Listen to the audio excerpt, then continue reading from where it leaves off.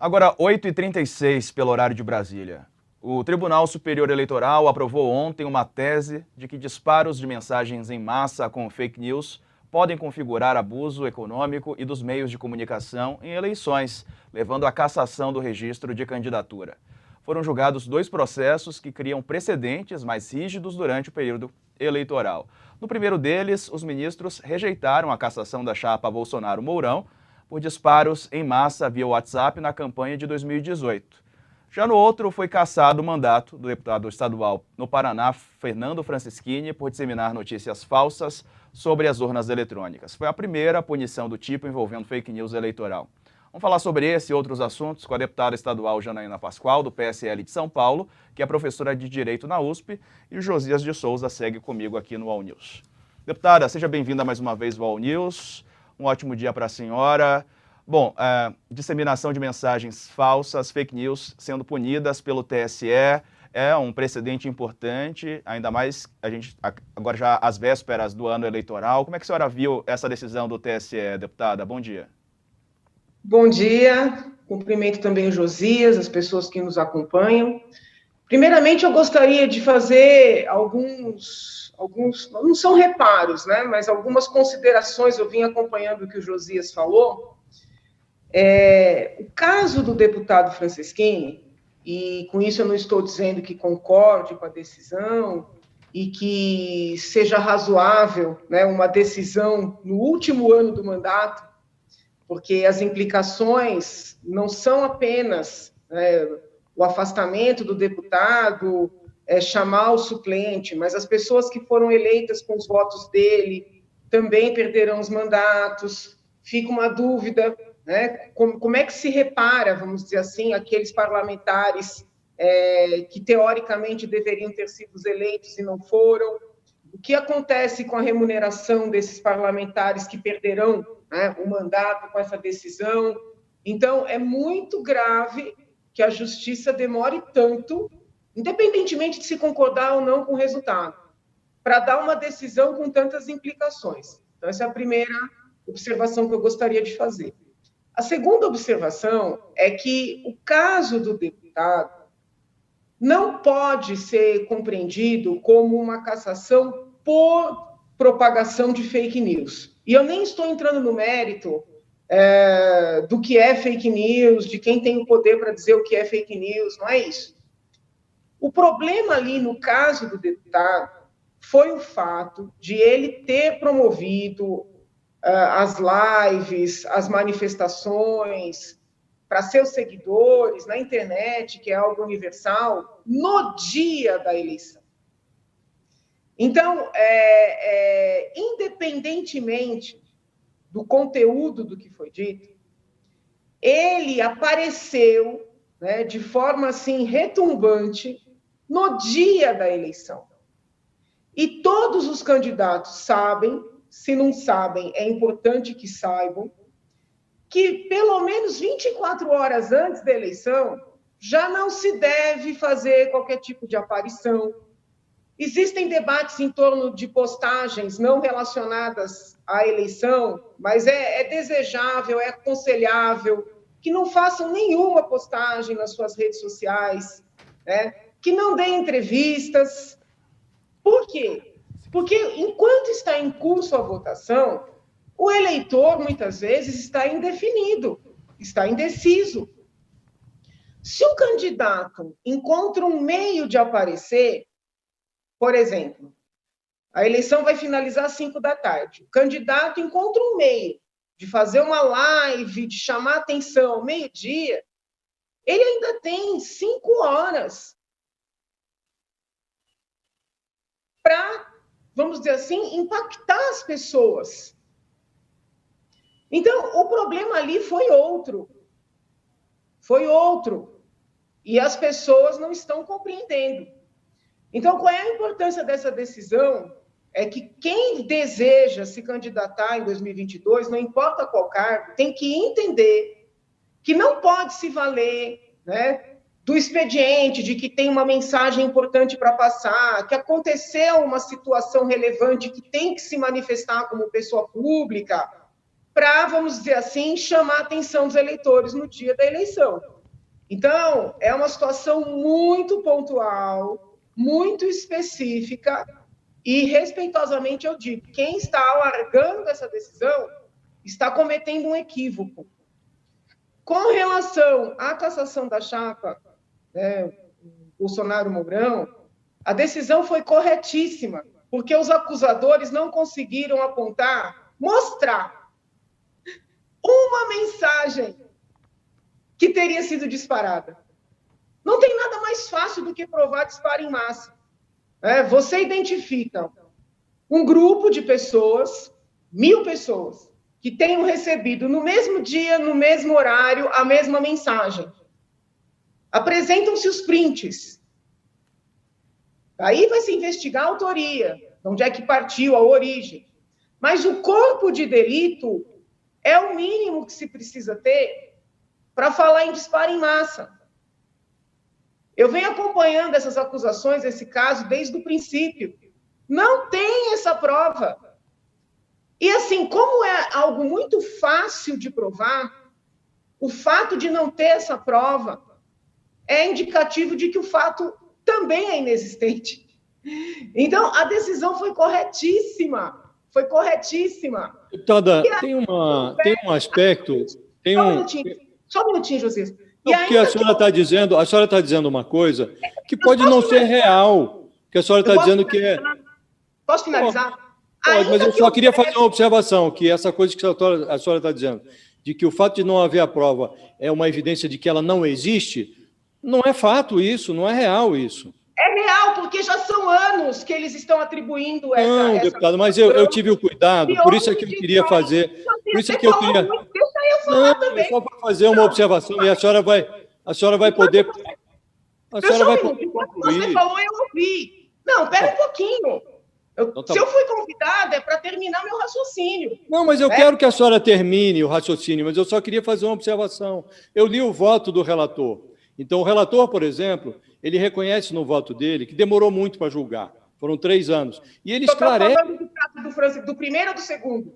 Do Francisquinho ou da chapa? Falando da chapa, da cassação da chapa.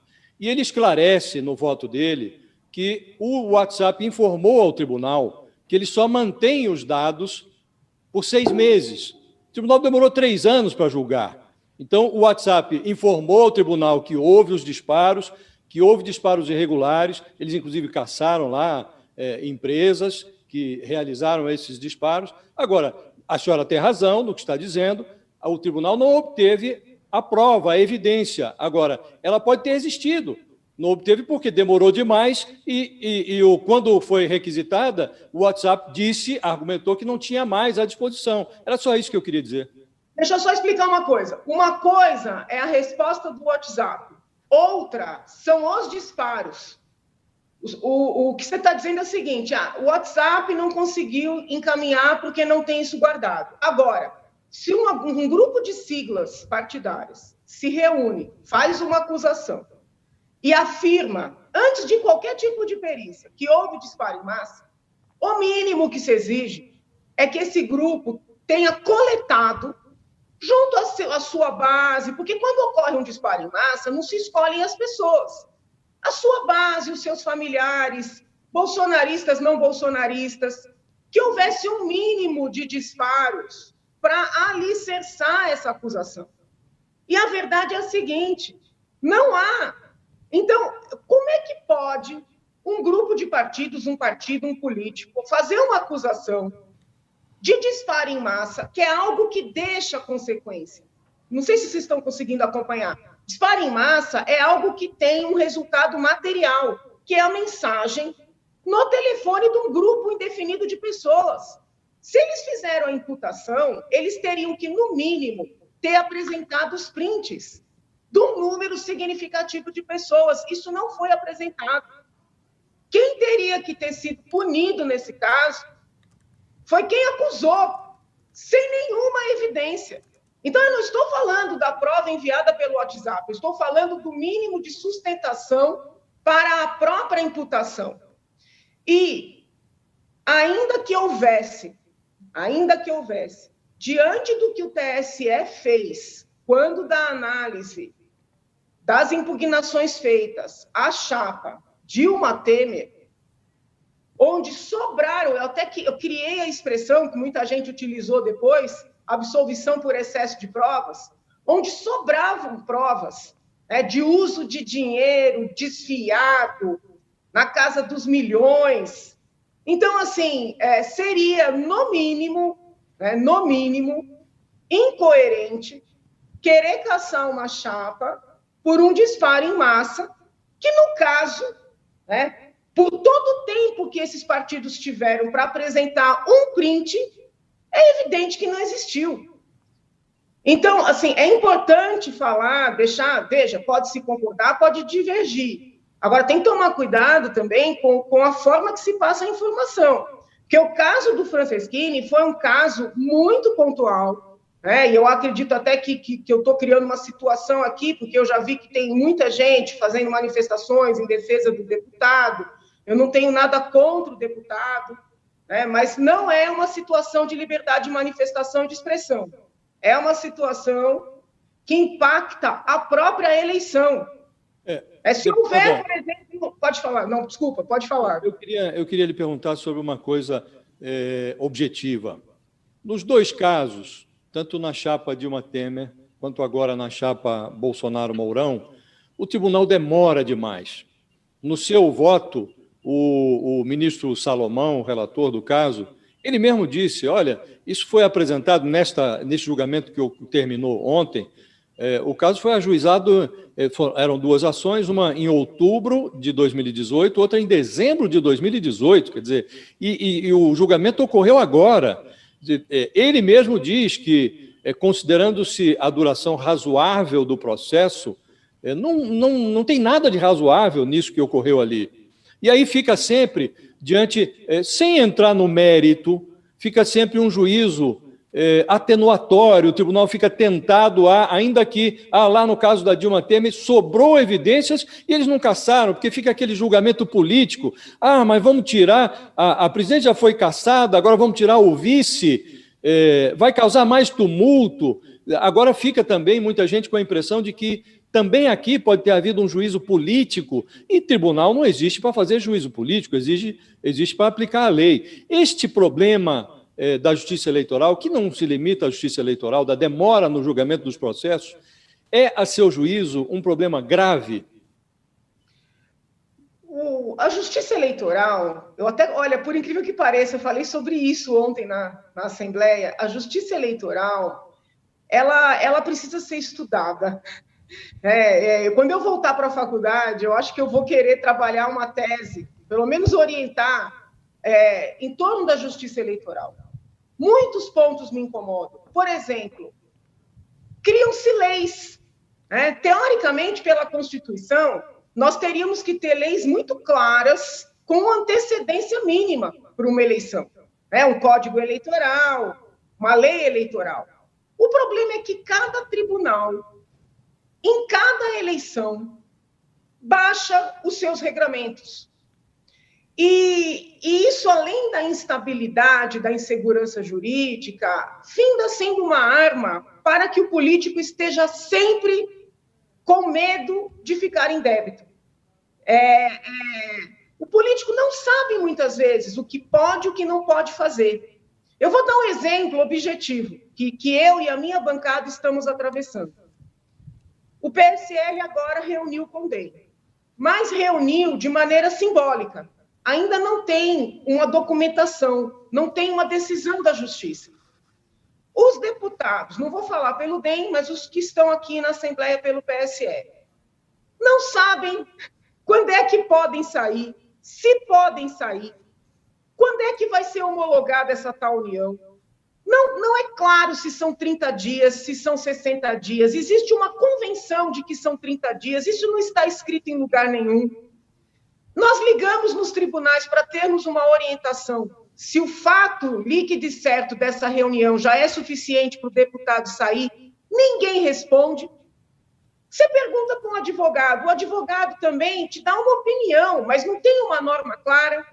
Então, é uma justiça que eu entendo né, e é difícil falar isso, porque hoje em dia não se pode criticar nada nem ninguém, mas que eu entendo que precisaria, sim, né, ser reanalisada, repensada, e alguns critérios um pouco mais claros e objetivos precisariam existir. Então, esse tempo é terrível, Josias. Foi o que eu falei do caso do deputado Franceschini, não só das chapas presidenciais. Esse homem é deputado estadual há 3 anos. Colegas dele são deputados há 3 anos com os votos dele. Não sei quantas pessoas, se essa decisão, vamos dizer assim, a decisão está correta, vamos partir desse pressuposto. 3, 4 pessoas, 5 pessoas deveriam ter sido, por esses 3 anos, deputados estaduais, representando seus eleitores. Então, olha que coisa horrível que se criou. E não tem algo assim, não tem uma norma clara para saber quem é que vai ser indenizado, quem é que vai ter que devolver o quê, se uma lei que ele aprovou vale ou não vale. Percebe o impacto? Então, assim, é gravíssimo, e eu entendo respeitosamente que seria possível ser diferente. Me parece que é uma situação para manter os políticos sempre em tensão, numa tensão, sempre devedores. Deputada, a senhora mencionou particularidades do caso Franceschini, e a senhora tem razão, uma live feita no dia da eleição e tal. Agora, os próprios ministros caracterizaram esta punição como a primeira punição da Justiça Eleitoral em caso de divulgação de fake news. Eu lhe pergunto se não há uma analogia, evidente que a analogia não é perfeita nem direta, com o caso do presidente da República, que está sendo investigado pelo tribunal, inclusive por ter feito uma live. Ele faz reiteradas acusações contra urnas eletrônicas, levanta dúvidas sobre o processo eleitoral, a fidelidade da apuração. Não há uma analogia. E, neste caso do presidente também, que tem lá o inquérito aberto contra ele, o tribunal não exagera ao demorar a analisar esse caso, fica essa espada de Damocles sobre a cabeça do presidente, não deveria julgar logo isso? Quer dizer, é o mesmo caso, tem uma live, o presidente se pronunciou, não tem muita prova a produzir. O caso existe e é muito nítido, não deveria se julgar logo isso? A celeridade, sem supressão de oportunidades de defesa, ela é sempre desejável. Não importa quem sejam os atores, né? Inclusive no âmbito do direito penal, tem até... E a senhora não vê uma analogia entre um caso e outro? O ponto que eu já divergi no princípio, no caso do deputado Franceschini, a competência é eleitoral, porque aconteceu no dia da eleição. No caso do presidente, não é porque ele é político que tudo que ele faz tem competência eleitoral. E não é porque ele está falando das urnas que tem competência eleitoral. Quem tem competência para investigar, processar e punir o presidente é o Supremo Tribunal Federal. Isso está na Constituição. Quando houve essa instauração de investigação do TSE, que por uma situação que não era das eleições, eu me manifestei, eu falei, não tem competência o TSE para isso. Então, vamos supor, vai analisar se é fake news, se não é fake news, se estava dentro da manifestação, da expressão. O lugar para isso é o Supremo. Ali eu entendo que o TSE extravasou as suas competências, e não é só pelo fato do presidente ser presidente. Se um deputado estadual comete uma ilicitude, seja penal, seja administrativa, é o TJ, o civil, né? Porque se for administrativo é a própria Assembleia. É o TJ que vai analisar, não é o TRE, salvo se for um comportamento conectado com a eleição. Então, eu entendo que essa investigação ela já nasceu nula. Certo. Deputada, deixa eu só abrir um parêntese aqui, trazer um outro assunto, que eu quero ouvir a senhora também. Em relação à PEC dos precatórios, ela está travada lá em Brasília, a gente sabe que há uma dificuldade de conseguir passar essa PEC para garantir também o pagamento do Auxílio Brasil, e também há uma expectativa de que parte do valor que seja ali economizado, digamos assim, com o não pagamento dessas dívidas, seja utilizado por emendas parlamentares, né? Há um grande interesse nesse assunto em Brasília. E muita gente classifica esse assunto também como uma pedalada por parte do governo Bolsonaro. Vamos lembrar que foi a pedalada fiscal que acabou com o impeachment da ex-presidente Dilma Rousseff. A senhora concorda com quem faz esse tipo de afirmação? É um tipo de pedalada? Merece atenção nesse sentido também ou não, deputada? No caso da presidente, houve duas situações que foram chamadas de pedalada, né, que não é um termo técnico. Num caso, ela abriu crédito suplementar sem a autorização do Congresso. Tá? Neste caso aí do auxílio, o presidente está pedindo autorização do Congresso. Então, já não se caracterizaria uma identidade. Numa outra situação, a presidente usou dinheiro dos bancos estatais, dos bancos federais, para aplicar em programas em favor de camadas mais vulneráveis, mas também em favor de empresários bilionários. E não contabilizou essa utilização. Então, são situações completamente diferentes, tá? Não tem como equiparar juridicamente. Agora, eu, particularmente, sou contrária a essa PEC. Tá? Sou contrária. Primeiro porque já percebemos aí que os parlamentares, numa demonstração de irresponsabilidade, de imoralidade, vou dizer, entendeu? Estão querendo aproveitar essa situação para aumentar a emenda, para aumentar fundo eleitoral.